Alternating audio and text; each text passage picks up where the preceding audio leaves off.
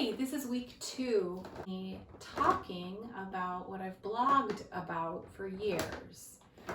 So last week we touched on one simple tool you can use to attempt to start to manage your days. And I've been fighting my intuition. I should always follow my intuition. It's one of, it's my best guide for being a creative person and having success as a creative person, is following my intuition. And it's taken years to trust it. But I still fought this, the topic today, which is, in a broader sense, managing the years. You know, as I mentioned, I've been doing this for 18 years. It's only been for the last 6 years that I haven't either I haven't been a full-time classroom teacher, or I haven't had an odd job to support me while I work on my vision. When I became very aware that this, being an artist, and in this case it was a visual artist. Now, when I'm speaking to you, I really am speaking to anyone who's building a vision.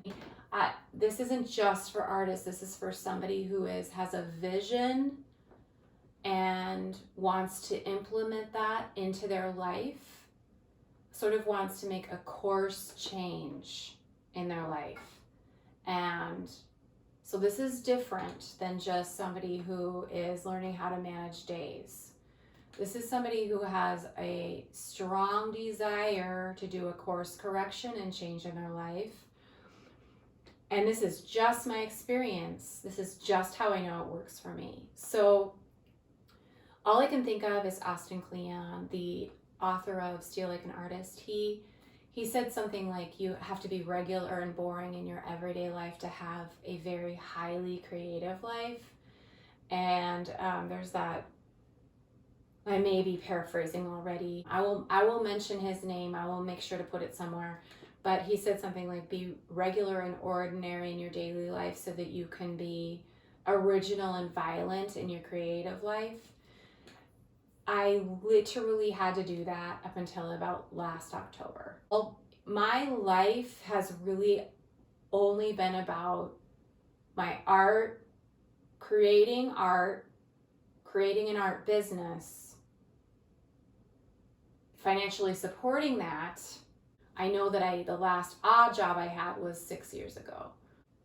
There was one point when I was a full-time teacher. Actually, I have two examples of this. One time I knew as a teacher that my most successful days, I get up at 5 a.m. and I start my day. And that was a part of my structure in being what I felt was I could be the most successful teacher. When I started working on this vision, I set my alarm for 4:30. I got up an extra 30 minutes. I knew that I didn't have time in the day from 5 a.m. on to work towards this vision, so I got up at 4:30 to start working on it. I worked on it for 30 minutes every day for a very long time. There was also a time in my teaching career where I did a hibernation.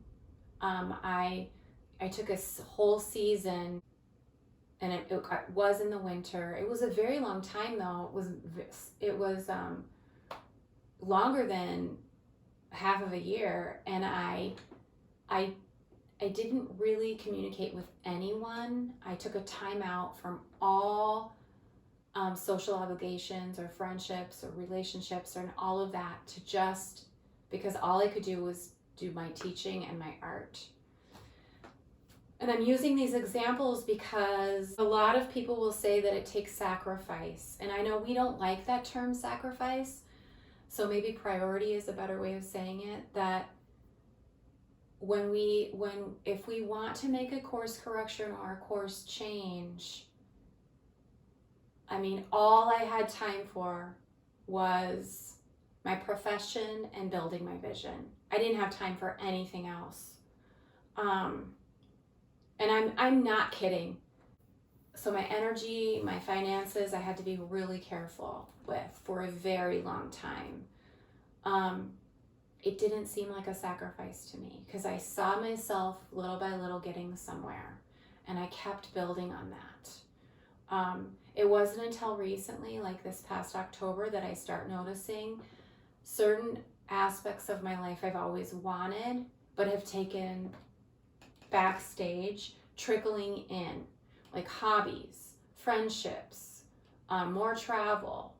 For the first time, I'm not ready now, but I can see that there's a possibility I'll be ready for home improvements down the road. It's too much. Not only is it a financial commitment, it's too disturbing to my process. No matter if I'm working in my home or working out of my home, it's too disturbing to have upheaval in my home. I know that from the little bit of home renovations that we have done. So that's not a possibility right now, but I see it as a possibility down the road. I have hope because I'm seeing other parts of my life trickle in and be able to not subtract from my vision. Anytime that anything subtracts from my vision, I eliminate it. That's how important my vision is. I don't know how it is for other people. I sense that from what I've read it's similar, but they're different degrees. They're different degrees of it. The other thing is that I obviously can't paint every day. It's impossible. I can't just produce art. It comes from, like I said, there isn't any logic with art. I don't want to freak people out who don't have a sense of what they want to do yet. That's a whole other process. They know they want to do something. They know they want to make a course correction, but they don't know what that is yet. I have ways of finding clarity there, but that's not what this is about. This talk is for the people who are clear about what they want, just kind of want to explain the reality of getting there. Things get put on hold. Life gets put on hold for your vision.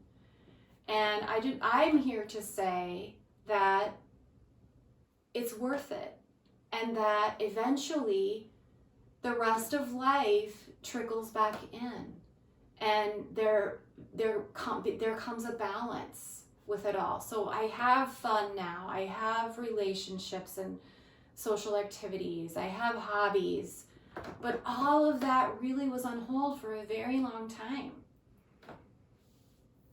And I still am willing to drop all that if I have to go back to my vision. I think that's really important to say too. That's how important being an artist is for me. And then when I'm talking about showing up for my work every day, I am not talking about painting a masterpiece every day. I've designed curriculums for myself. I commit to activities that enrich my art and create a space so that when the day arrives where I'm like, peacock, I'm ready to go. So I have just as much work that I've created on the side as side work, as like a way of holding the space for my vision, as I do for actual product or finished paintings. I do. And that's how I show up every day. That's how I create every day.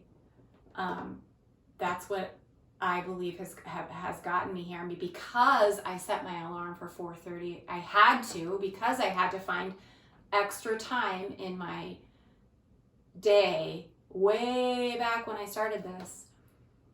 I've learned the power of every day versus every once in a while. And I have yet to turn my back on that. creating every day or putting intention towards your vision every day, whatever that may be, there's different lanes every day to choose from. For me, there's, a sketchbook, there's going to a museum, there's reading, studying up on other artists' process, there's writing about it. I made a whole curriculum of like 30-day creative commitments so that I just didn't even have to think about what I was going to do. I would just show up every day and do the next thing, and that would be my intention towards my vision. You just do it. You just do it. And eventually you get somewhere. And to think how you're going to get there, if you have a vision in mind and you want to think, how is that going to happen? I think it's fantastic to be clear about perhaps an end goal, right? But then to let go of everything in between. Really important.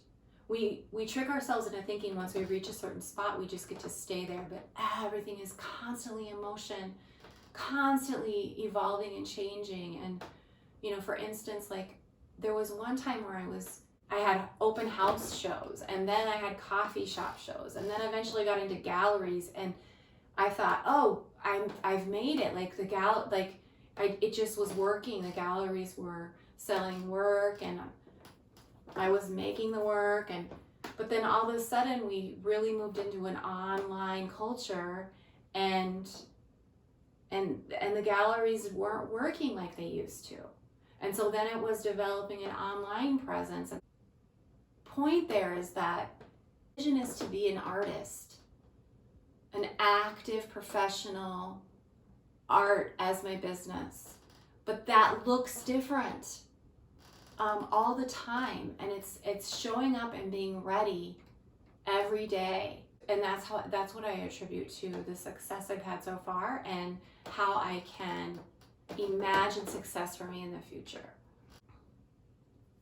Like I just want to make it simple and say, this talk is for people who have an idea of a lane change they'd like to make, a life change they'd like to make, and sort of the reality of creating the structure to do that. And that when I look back now, there's no loss. I didn't feel loss when I was doing it. I'm willing to just do my work, do my art. It's that important to me. But there's a sweet story that's happening recently where extra fun things are being able to trickle back into my life. And I'm very grateful for that.